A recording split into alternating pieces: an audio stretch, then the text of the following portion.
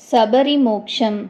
ராமனும் கபந்தனுக்கு மோக்ஷத்தை அளித்துவிட்டு அந்த கபந்தனால் காட்டப்பட்ட மார்க்கத்தை அனுசரித்தே மதங்காசிரமத்திற்கு வந்து சபரி என்ற விதூஷிக்கு தன் தர்சனத்தை அளித்தார்.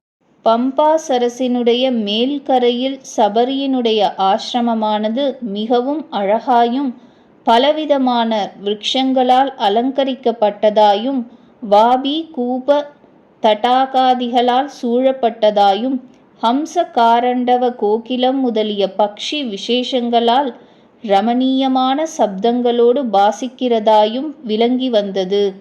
அவ்விதமான ஆசிரமத்தில் ராமர் லக்ஷ்மணர் இருவரும் பிரவேசித்தார்கள்.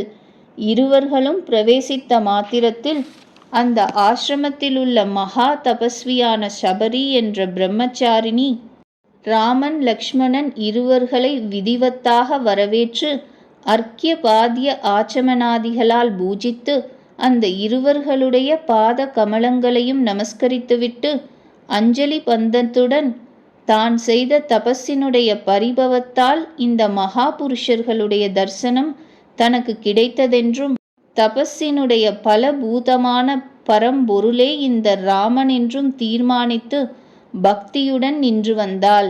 ராமனும் சபரியை பார்த்து, தபஸ் நடந்து கொண்டு வருகிறதா? விக்னங்கள் ஒன்றும் இல்லாமல் இருக்கின்றனவா?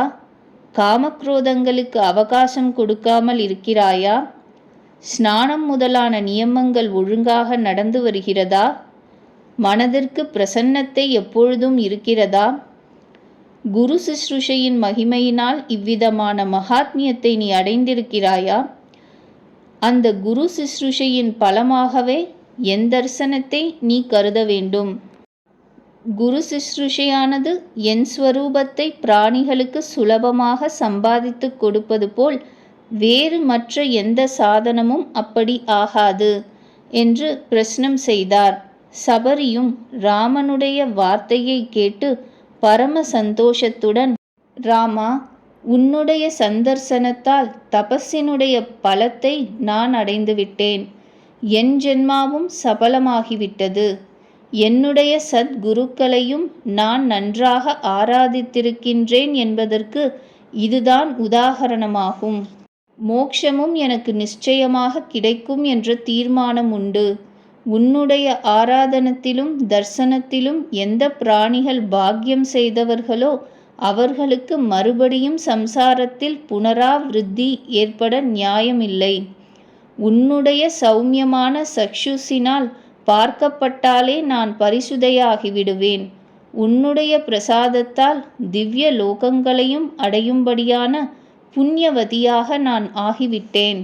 நீ சித்திரகூட பர்வதம் வந்த சமயத்திலேயே மதங்கர் முதலான என்னுடைய குருக்கள் திவ்யமான ஆரூட்டர்களாக ஸ்வர்கலோகம் சென்று விட்டார்கள்.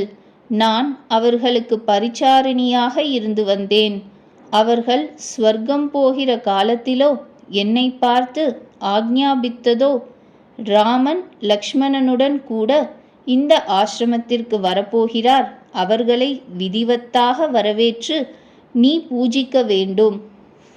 அதற்காக உன்னை நாங்கள் இந்த ஆசிரமத்திலேயே வைத்துவிட்டு போகிறோம்.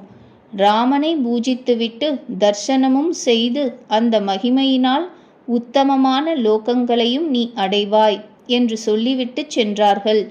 அது முதல் நான் தங்களுடைய ஆகமனத்தை எதிர்பார்த்து கொண்டு இங்கு இருந்து வருகிறேன்.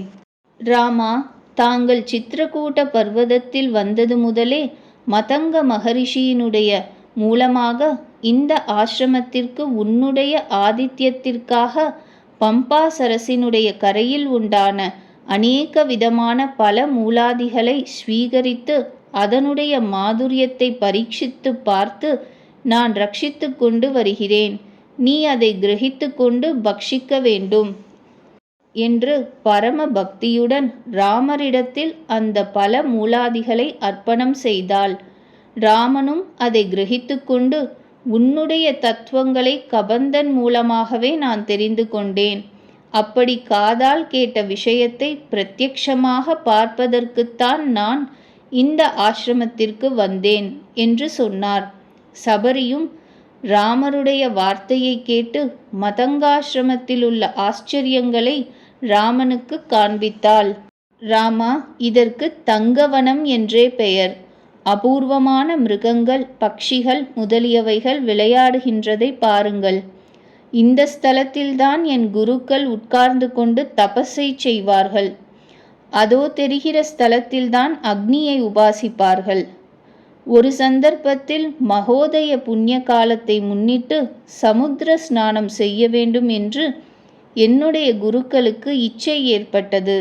ஆனால் உபவாசாதிகளால் நியமங்களோடு தபஸை செய்து வந்த சிரமத்தாலும் வயது அதிகமாய் சஞ்சாரம் பண்ணுவதற்கு சக்தியில்லாத காரணத்தினாலும் சமுத்திரம் போக சக்தியில்லாதவர்களாக இருந்தார்கள். ஆனால் ஆசிரமத்தில் இருந்து கொண்டே தியானம் பண்ணின மாத்திரத்தில் 7 சமுத்திரங்களும் பிரத்யக்ஷமாக ஆவிர்பவித்து இன்னமும் சர்வ பிராணிகளுடைய அனுபவத்திற்கு கோச்சரமாக விளங்கி வருகிறது.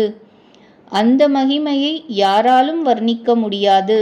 அதோ தெரிகிறது பார்த்தாயா, 7 கடலையும் அந்த சமுத்திரத்தில் ஸ்நானம் பண்ணி மகரிஷிகள் தங்களுடைய வஸ்திரங்களை இந்த விருட்சங்களுடைய கிளைகளில் உலர வைத்திருக்கிறார்கள். அது இன்னமும் உலரவில்லை, ஈரமாகவே இருந்து வருகின்றன. அதனாலேயே அவர்களுடைய மகிமை இன்னதென்று அறியலாம்.